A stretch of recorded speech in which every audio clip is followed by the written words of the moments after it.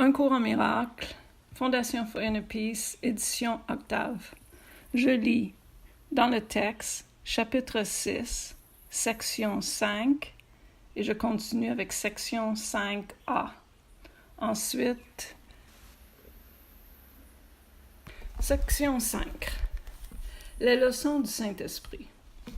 Comme tout bon enseignant, le Saint-Esprit en connaît plus que tu n'en connais maintenant.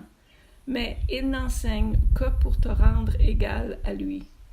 Tu t'étais déjà enseigné faussement, ayant cru ce qui n'était pas vrai. Tu ne croyais pas en ta propre perfection.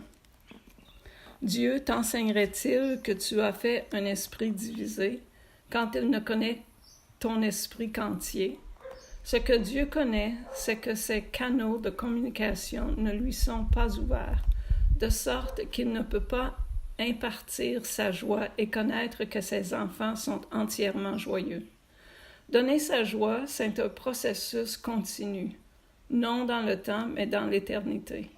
L'extension de Dieu vers l'extérieur, mais non sa complétude, est bloquée quand la filialité ne communique pas avec lui en ne faisant qu'un.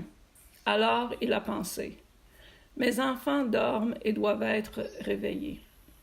Comment peux-tu réveiller des enfants plus tendrement qu'en leur parlant d'une voix douce qui ne les effraie pas, mais leur rappelle simplement que la nuit est finie et que la lumière est venue?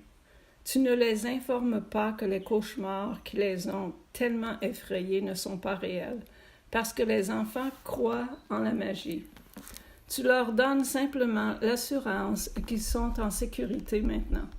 Ensuite, tu leur apprends à faire la différence entre dormir et être éveillés, par leur faire comprendre qu'ils n'ont pas besoin d'avoir peur des rêves.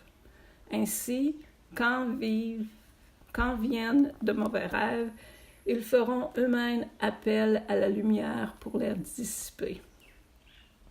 Un sage enseignant enseigne par l'approche et non par l'évitement. Il n'insiste pas sur ce que tu dois éviter pour ne pas te blesser, mais sur ce qu'il te faut apprendre pour avoir la joie. Pense à la peur et à la confusion qu'un enfant éprouverait si on lui disait: ne fais pas ceci parce que cela va te blesser et te mettre en danger, mais si tu fais cela plus tôt, tu éviteras de te blesser. Tu seras en sécurité et alors tu n'auras pas peur. Il vaut sûrement mieux n'utiliser que ces 3 mots. Fais seulement cela. Ce simple énoncé est parfaitement clair, facile à comprendre et très facile à retenir. Fais seulement cela. Le Saint-Esprit ne détaille jamais les erreurs parce qu'il n'effraie pas les enfants, et ceux qui manquent de sagesse sont des enfants. Or, il répond toujours à leurs rappels, et le fait qu'ils peuvent compter sur lui les rendre plus certains. Il est vrai que les enfants confondent fantasme et réalité, et ils sont effrayés parce qu'ils ne font pas la différence. Le Saint-Esprit ne fait pas de distinction entre les rêves. Il les dissipe simplement. Sa lumière est toujours l'appel au réveil. Quel qu'ait été ton rêve? Il n'y a rien de durable dans les rêves, et le Saint-Esprit, qui rayonne de la lumière de Dieu lui-même, parle seulement pour ce qui dure à jamais. Section 5A. Pour avoir donné tout à tous. Quand ton corps et ton ego et tes rêves auront disparu, tu connaîtras que tu dureras à jamais. Peut-être penses-tu que cela s'accomplit par la mort, mais rien ne s'accomplit par la mort, parce que la mort n'est rien. Tout s'accomplit par la vie, et la vie est de l'esprit et dans l'esprit. Le corps ne vit ni ne meurt, parce qu'il ne peut te contenir, toi qui es la vie. Si nous partageons le même esprit, tu peux vaincre la mort parce que je l'ai fait. La mort est une tentative pour résoudre le conflit en ne décidant pas. Comme toute autre solution impossible qu'essaie l'ego, elle ne marchera pas. Dieu n'a pas fait le corps parce qu'il est destructible et par conséquent n'est pas du royaume. Le corps est le symbole de ce que tu penses être. Il est clair que c'est un mécanisme de séparation. Par conséquent, il n'existe pas. Le Saint-Esprit, comme toujours, prend ce que tu as fait et le traduit en mécanisme d'apprentissage. Et comme toujours, il réinterprète ce que l'ego utilise comme un argument à l'appui de la séparation pour faire la démonstration du contraire. Si l'esprit peut guérir le corps, mais que le corps ne peut pas guérir l'esprit, alors l'esprit doit être plus fort que le corps. Chaque miracle démontre cela. J'ai dit que le Saint-Esprit est la motivation des miracles. Il te dit toujours que seul l'esprit est réel, parce que seul l'esprit peut être partagé. Le corps est séparé. Par conséquent, il ne peut pas faire partie de toi. Être d'un même esprit est signifiant, mais être d'un même corps est insignifiant. Selon les lois de l'esprit, donc, le corps est insignifiant. Pour le Saint-Esprit, il n'y a pas d'ordre de difficulté dans les miracles. Cela t'est maintenant assez familier, mais ce n'est pas encore devenu crédible. Par conséquent, tu ne comprends pas et tu ne peux pas l'utiliser. Nous avons trop à accomplir au nom du royaume pour laisser ce concept crucial nous échapper. C'est une véritable pierre angulaire du système de pensée que j'enseigne et que je veux que tu enseignes. Tu ne peux pas faire de miracle sans y croire, parce que c'est la croyance en une parfaite égalité.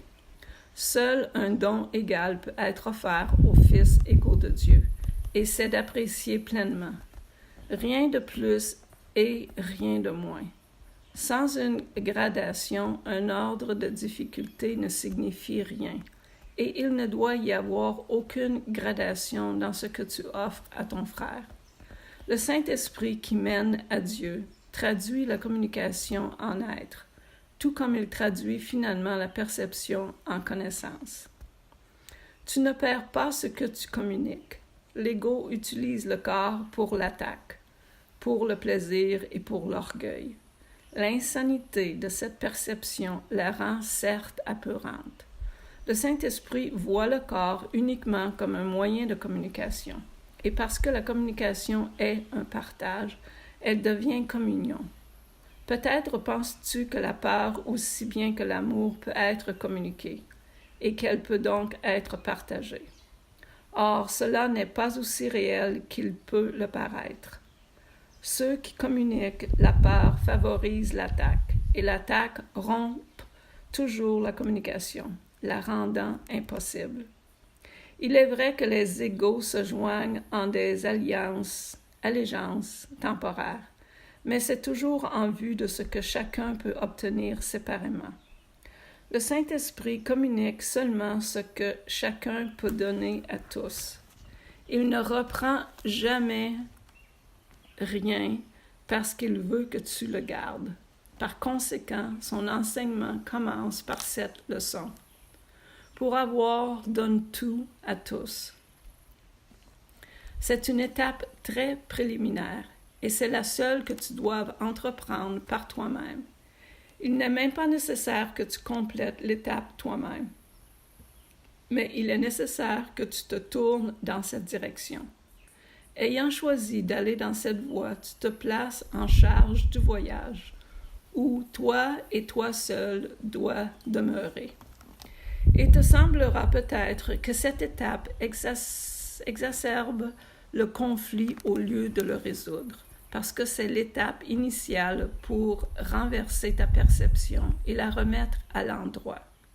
Cela entre en conflit avec la perception, sans dessus-dessous, que tu n'as pas encore abandonné. Sinon, le changement de direction n'aurait pas été nécessaire. Certains demeurent très longtemps sur cette étape et le conflit est ressenti très intensément. Il se peut qu'à ce stade, il essaie d'accepter le conflit plutôt que de passer à l'étape suivante menant à sa résolution. Toutefois, ayant fait le premier pas, ils recevront de l'aide. Une fois qu'ils ont choisi ce qu'ils ne peuvent compléter seuls, ils ne sont plus seuls.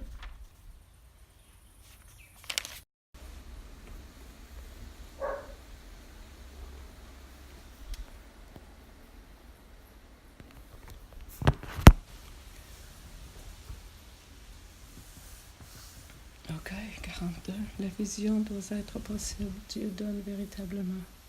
Les dons que Dieu me fait doivent m'appartenir parce qu'il me les a donnés. Dieu est ma force, la vision est son don.